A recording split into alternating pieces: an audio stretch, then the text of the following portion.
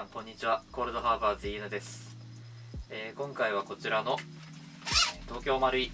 M4A1MWS をベースにした、ソップモッドブロック2カービンの、クローンビルドについてご紹介したいと思います。ですね、では、フロント周りからちょっと紹介させていただきたいんですけど、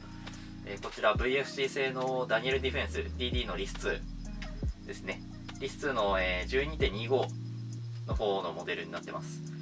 でカラーは、ご存知の通りフラットダークアースなんですけど、この通りちょっと塗装してしまって全然地肌が見えてないような状態でちょっと迷彩柄になってますね。で、まずはシュアファイアの M300C スカウトライトですね。こちらはシュアファイア製のウェポンライトになってまして、テールの方が交換されてて、リモートスイッチが一応接続できる方の、お尻に変わっているので、こちらはシュアファイアの SR07 プレッシャーパッドですねに交換しておいてます。前はちょっとST07 を使ってたんですけど、普通に私は結構肩を変えて打つので、例えば右肩からこう左肩に変えて打ったりとかするので、なんか左右ちょっと同じような操作をしたいタイプの人間なので、上面にそのプレッシャーパッドを配置するのが好きで、この SR07 が一番個人的にはしっくりきてるのでこちらに変えてます。こちらはヘイリーストラテジックの、オフセットマウントレールマウントになってます。でもこちらスカウトマウントのそのまんまレールで乗せるような形になってますね。次は、こちら、プリンストンテックヘルメットライトとかで有名なメーカーのプリンストンテックのスイッチレールですね。でこちらはシュアファイヤーとはまた違って結構ロールーメンというか、スカウトライトがこちら、何百ルーメンもあるんですけど、こっちのスイッチレールの方は、15ルーメンとかそこらですかね。ちょっと低出力のライトになってます。必要以上に光がいらない時に使うためのライトですね。でこれを上面の方にマウントしてるので、シュアファイアのこのプレッシャーパッドと同じような感じで、上面からも普通に親指でアクセスする感じになってます。こちらもある純正品で、他のガンとかについてたナイツのフリップアップサイトですね。で次が、レールカバーの方になってるんですけど、左右も下面上面とかにもつけてるんですけど、ラルタクティカルの、レールパネルですね。こうレール1マスずつ埋めることができるんで、すごく重宝してますね。で次が、エルゴのラダーレールというラダーレール状のレールカバーですかね。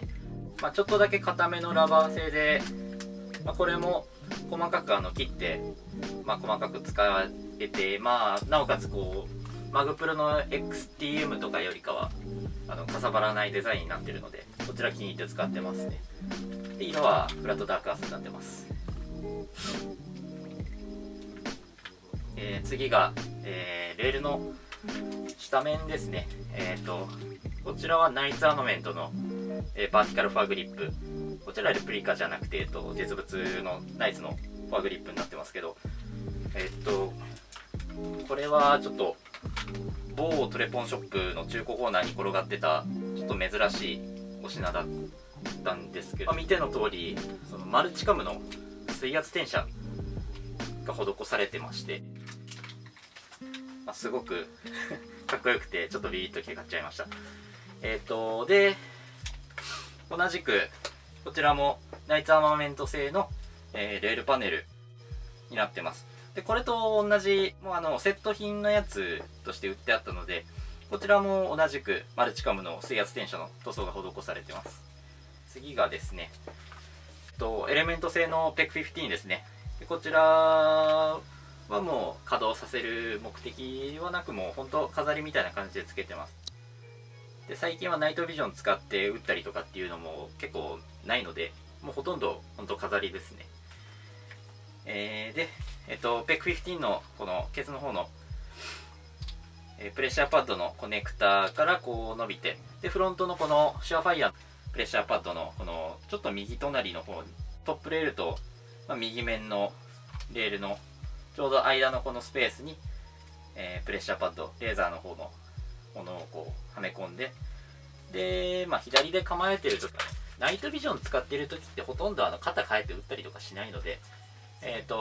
もう本当左で構えることだけを想定してるので、このもうちょうど左で構えた時のこのサポートハンド右手の方ですねでこうもう押せるようにここに配置してます。で大型リス2の方の、載せ物がちょっと紹介終わったのでちょっとだけ前に戻るんですけど、こちらは、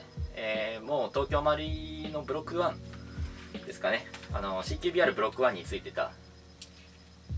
ナイツの M4QD ですね。もう特にウェザリング加工した以外は、特徴はない普通の純正品のハイダーになってます。シュアファイヤーの4プロングとか、あと、MB556 とかもつけてみてたんですけど、個人的にすごいしっくりきたのがやっぱこのナイツのコンペンセーターだったので、もうこちらのハイダーに戻してます。レシーバーのトップレールに移らせてもらいますが、光学機器、サイトですね。ドットサイトの方は、エボリューションギアの、エイムポイント T2 タイプのドットサイトになってます。でこちらは、エボリューションギア製の T2 なので、通常のマウントのものもあれば、こういう風なスケーラーワークスタイプのマウントのモデルもあって、一応こちらもエボリューションギア製のものですね。で多分 1.42 かな、ちょっとだけ低めのやつなのでちょっとライザーをかませたいっていうのもあって、下の方、これもペックも一緒に載せてるんですけど、こちらはラルータクティカルの、LT110 ですね。でこちらの LT110 なんですけど、QD マウントになってるんで、すぐに取ってつけて外したりっていうのが可能なモデルになってます。でこちらの LT110 なんですけど、見ての通りご存知の方もいるとは思うんですけど、ちょっと本来の使い方とは違うタイプの使い方をしてて、本来ならこの PEC15 が乗ってるところに、イオテックの、マウントが低い1.42 とかの世代のやつですかね、512とかそこら辺のやつを乗っけて、で後ろにその、G30 だとかを乗っけるような形になっていると思うんですけど、もう普通にドットサイトが、そのブースターが乗るようなところに乗っけて、でイオテックが乗るような部分に PEC15 を乗ってるっていうような形になってます。でこれもちろんそのサイトとしてのこのライザーの役割はちゃんとできてるとは思うんですけど、PEC15 もちょっとだけマウント位置が高くなるので、実のところちょっとサイトと一緒でちょっとやっぱり高くなる分視差が大きくはなるんですけど、このレーザーが上にちょっと行く分、こちらの、プレッシャーパッドとかですよね、親指でこう押して、操作してるんですけど、これをやるとレーザーが出てくる時に、親指とちょっとかぶっちゃうんですよね、たまに。親指とか、普通にこう拳の部分とか手首とかに。でそれでレーザーの光が遮られちゃったりとかするので、マウント位置がちょっと高くなる分、その親指とかのかぶりっていうのがすごく軽減されますし、そういった意味でも結構いいかなと思ってマウントしてます。こちらですね、一応元ネタがあって、この LT110 をこういう風にエイムポイント、本家はホロさん乗っけてたんですけど、マイクロサイトですよね、マイクロタイプのドットサイトと、あと PEC15 をこう LT110 の上に乗っけるっていうのは、アメリカのミルシムグループの、グリーンマウンテンレンジャーズさんのところの、ローニン氏っていう方が一応やってたマウント法で、で一応そのエアソフターがやってた一例っていう感じなんですけど、ご本人の投稿とか、あとは実際に銃を使ってガンハンドリングしてるシーンとかを見ると、実銃でも全く同じマウントをして使われてるところをちょこちょこ見かけまして、普通に実用性あるんだと思ってちょっと使ってもらってます。ちょっと真似させてもらってます。で次ですね、トップレール、あとはナイツの、600m タイプのリアサイトですね。これちょっとどこ製だったかは忘れました。多分ノンブランドとかそこら辺のやつだと思います。で次がこちらですね。アイアンエアソフト一応販売してる、BCM 刻印入りタイプの、アルミニウムボルトですね。いわゆるライトウェイトボルトとか、軽量ボルトって言われてるようなちょっと軽くしたやつですよね。素材がやっぱりアルミな分だけあって、かなり軽快な動きになって、であとは寒さとか冬場ですかね、結構動作が厳しい時、丸いの純正は亜鉛なんで、やっぱり打ってると結構それで負荷がかかってどんどん元気なくなってきちゃったりするんですけど、アルミだと多少なりとも打てる数が結構増えるっていう、すごいいいアイテムですね。代わりにちょっと反動が弱くなるとかですかね。であとアイアン製特有だと思うんですけど、フルオートがちょっと不調が出て、ちょっとフルオートが打てない状態になりますね。多分この類のガン使ってる人はあんまりフルオート使わないと思うんで別に大丈夫だとは思うんですけど、私もですねあんまりフルオートは打たないんで、もうこれでいいやと思ってそのままで使ってます。であとは今ちょっと締めたこのポートカバーの部分ですかね。ポートカバーはこちらガンズモディファイのスチール製のちょっとリアルなタイプのポートカバーになってます。レシーバーと一緒に塗装されてる以外は特に変わりはないですね。で次が、アイアンエアソフトの V7 タイプのアンビセレクターですね。私左利きなんでこれがすごい重宝してます。で操作しやすいデザインですし、あとは右と左で長さを変えれるんで、この利き手側の方ですかね、人差し指が干渉しないようにちょっと短いタイプをつけて、逆側のこのよく操作するタイプの、右の方ですかねはちょっと長めのものをつけてます。これによって、右でも左でもセレクター操作がしやすいっていうような感じですね。こちらアングリーガンのトロイタイプのアンビマグキャッチですね。でこちらもアンビタイプのマグキャッチなんですけど、やっぱり左利きだとマグキャッチアンビじゃないとちょっときついですね。いちいちウィークハンドの方をこっちの方に押してからこっちに持ってって交換しないといけないとかになるんで、こうやって片手だけでマグキャッチを操作しながらマグを入れ直すってなると、やっぱりアンビの方がないとかなりきついです。こちらは結構最近見なくなってきてるんで、なんでしょうね、あんまりやっぱりアンビマグキャッチって需要ないのかな、わかんないですけど、最近市場から割と見なくなってるらしいというか、本当に見なくなってると思います。でも香港とかのショップだったら多分まだあったりはしそうなんで、もし探してる人がいたらちょっと海外のショップ当たってみるといいかもしれないですね。次がこちら BCM のトリガーガードですね。ポリマー製のトリガーガードになってます。でマグプルの MOE みたいにラウンド状になってて、でなおかつ例の魔のスペースですよねが一応塞がるようになってるんで、もしA2 グリップとか穴が塞がらないタイプのグリップとか使ってる場合でもかなり有効だと思います。やっぱ構えてる時に中指食い込んで擦れて痛いとかっていうのが消えると思うんで、かなりトリガーガードですね。で値段自体もすごい3000円とか4000円とかで売ってるんで、かなりいいものだと思います。一応電動ガンとガス風呂だとレシーバーの厚さが違うんで、そこだけ注意してください。はい。で次が、BCM のガンファイターモッド2グリップですね。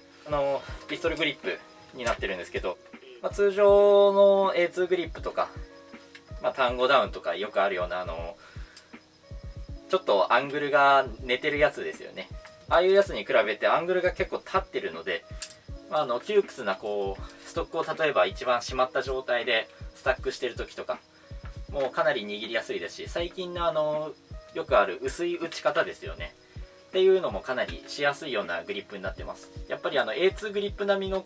寝転がり方になると、やっぱこういう風に薄い板とかスタックして打つだとかっていう場合でも中指でトリガー引かないとちょっときついなみたいになっちゃうので、おすすめですね。で次がエンドプレートの方ですけど、こちらはもう CQBR ブロック1に最初からついてる、スリングスイベル付きのエンドプレートになってます。スチールなのかな、よくわかんないですけど、スリングが最低限つけれるし、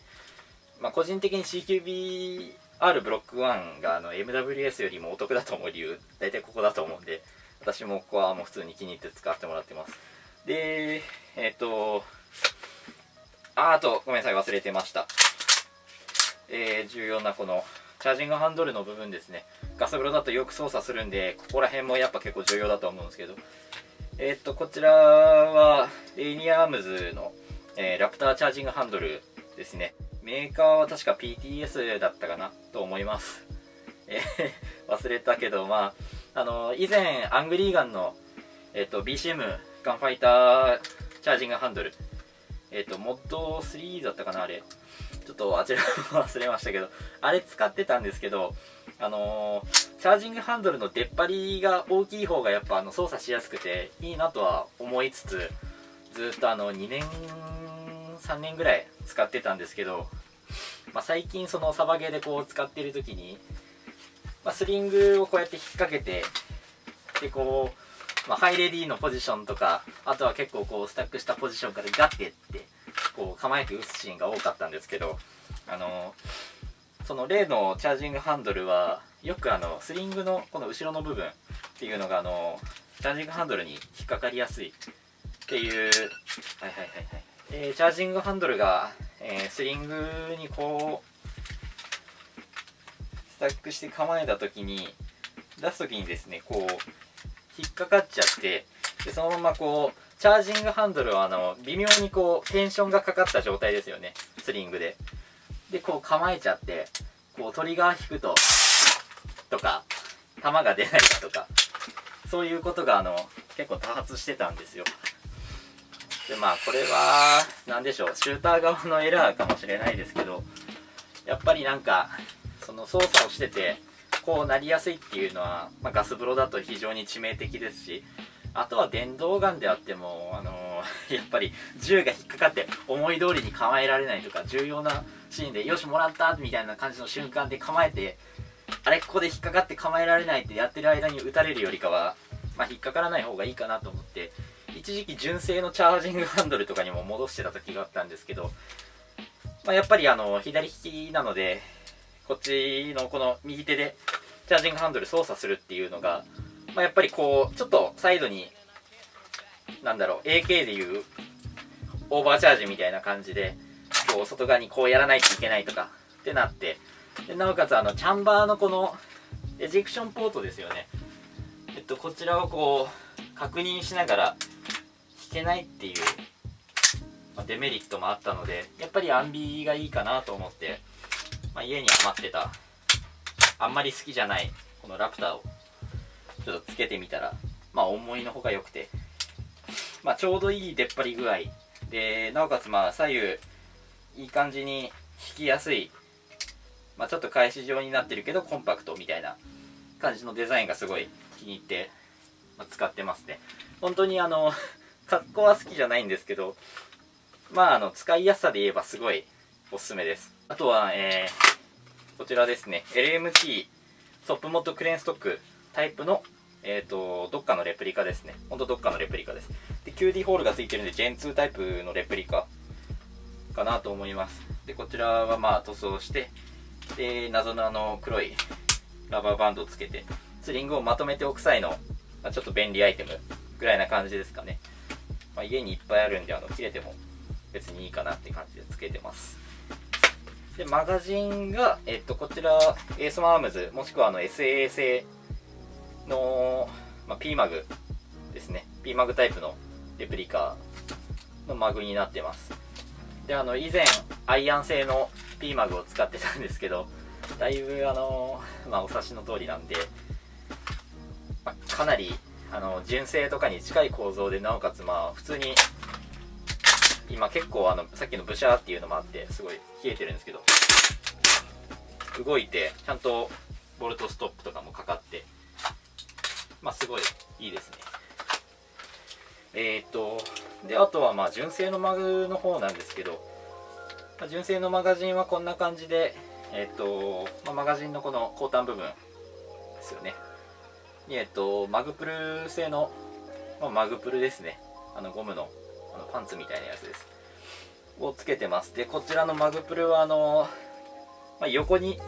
結構太めだと思うんですけど ついてる部分っていうのは、これを半分にカットして、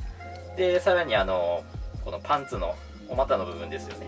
あそこもカットして、でこんな感じでちょっと細かくして使ってます。一時期ちょっと MWS でも両面テープとかでひっつけて使ってたんですけど、 CTT ソリューションズのマグキャップ、トレポンのマガジンになっちゃうんですけど、こちらですね、CTT ソリューションズのマグキャップ、こちらは両面テープとかでひっつけて使ってたんですけど、 MWS のマガジンって実銃のそのスタナグマガジン、 USGI マガジンとかですよね。ああいうのと比べてかなり細身に作られてるので、CTT ソリューションズのそのマグキャップはやっぱ実物大に作られてるわけなんですけど、結構若干スカッてなるタイプのはまり具合で、純正品のこのマガジンには結構そのテンションの固定がいるなと思って、でその CTT ソリューションズのこのマグキャップ自体もベースプレートを変えて、でベースプレートのその変えた部分にネジ穴がついてて、でこちらのネジ2本で固定する形になってるので、 MWS をお持ちの方はよくご存知かと思いますけど、底面はもう本当オリジナル規格で作られてて、別にこれプレートで外れるとかっていう実銃通りプレートを同じ方式で外れるとかっていう形でもないので、ネジで止めれないという形になってます。こんな感じでマグプルの方がやっぱりしっかりはまってくれるので、やっぱり多少上下に動く時はあるんですけど、CTT のマグキャップよりかは良くて、でCTT ソリューションズのマグキャップ、つけるのも大変ですし、なくしたら結構痛いので、このマグプル製のマグプルを、それっぽくちょっとカットして、使いやすいようにして使ってますね。でやっぱりマグプル自体も結構大きめなデザイン引っ張り出しやすくて好きっていう人もいると思うんですけど、私はそのマグキャップみたいに、最低限のそのプルの部分があれば十分なので、こういう形でカットして使ってますね。普通にマグキャップと同じで人差し指とか親指中指で包み込むタイプのこの握り方ですよね。プレートキャリアから掴んで入れたり、チェストリグとか、これの動作が結構楽というか、マグプルはパンツの股の部分があるせいで、やっぱり指を股の部分に入れて引っ掛けて引っ張りはしやすいんですけど、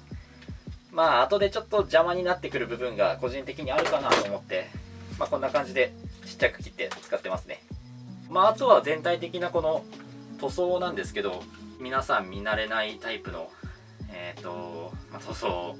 になってると思うんですけど、こちらは一応そのオーストラリアの、いわゆるオースカムとか、ラビットカムとかで呼ばれてるタイプの、迷彩ですね。オーストラリアの DPDU っていう名前の、迷彩柄になってます。ウサギみたいなだったりハートみたいな形だったり、ちょっと可愛い配色で4色とかあと5色ぐらいがベースになってるやつです。でこちらはもう市販のスプレーとか、あとはクライロン、ラストレームなんかの迷彩色のスプレーですよね。で、スプレー塗装しました。普通の迷彩塗装でよくあるような、塗装をしてはステンシル貼ってマスキングしてで塗って、でステンシルまた貼ってマスキングして塗ってっていうのを何回 4,5 回ぐらい繰り返して作ったやつですね。これも元ネタがあって、LT110 と、同じ元ネタの、グリーンマウンテンレンジャーズのローニン氏の、所有の AR ですね。多分トレポンと実銃両方組まれてると思うんですけど、それを一応再現した塗装ですね。なんでこのレシーバー右面はもう自分で適当に塗ったんですけど、こっちのレシーバー左面はもうほとんどローニン氏の塗装そのまんまだと思います。あとはハンドガードも同じく塗って、ハンドガード、ストック、グリップを塗って、アウターバレルだけちょっとターンカラーにしました。で別パーツで塗ってアウターバレルだけ手に入ったのが結構後だったっていうのがあるので、そういう感じでちょっと面倒くさがってやりました。次は内部パーツですかね。もう内部って言っても見えてるところがあるんですけど、トリガー、こちらは純正のトリガーですね。純正のトリガーにキャラムショットのなんとかシルバーで塗ったやつですね。ガイズリーの ACT トリガーっぽい何かみたいなのを作りたかったんだと思います。であとはハンマー周りですかね。よいしょ、ダウンして、でハンマー周りをちょっとガンズモディファイのスチール製のものに変えてます。亜鉛製の純正品を使ってたんですけど、いっぱい打ってると摩耗が来てしまって、なんかちょっと動きがおかしくなったりだとか、元から純正のものって結構クリアランスがきつかったりとかして、ちょっと動作不良が起きがちになってたので、社外製のこのスチールのやつに変えて、で耐久性も動きもちょっと少しだけ調整してスムーズになったっていう感じですね。であとガンズモディファイ製の、この Z システムの爪の部分ですかね。正直 Z システムのこのパーツはちょっと何とも言えないですけどいっかみたいな感じでちょっと変えてみました。ボルトの方もですね、一応こんな感じで多分パッと見わかんないと思うんですけど、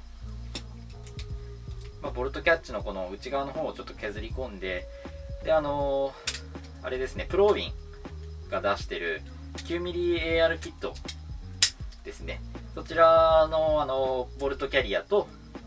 ボルトキャリアっていうかノズルですね。ノズルと、あとはそのキットの機関部の部分ですかね。マガジンをはめる部分っていうのがあって、でそちらをはめ込んで、ノズルを変えたボルトキャリアを入れ込むと 9mm AR 仕様になるんですけど、その際に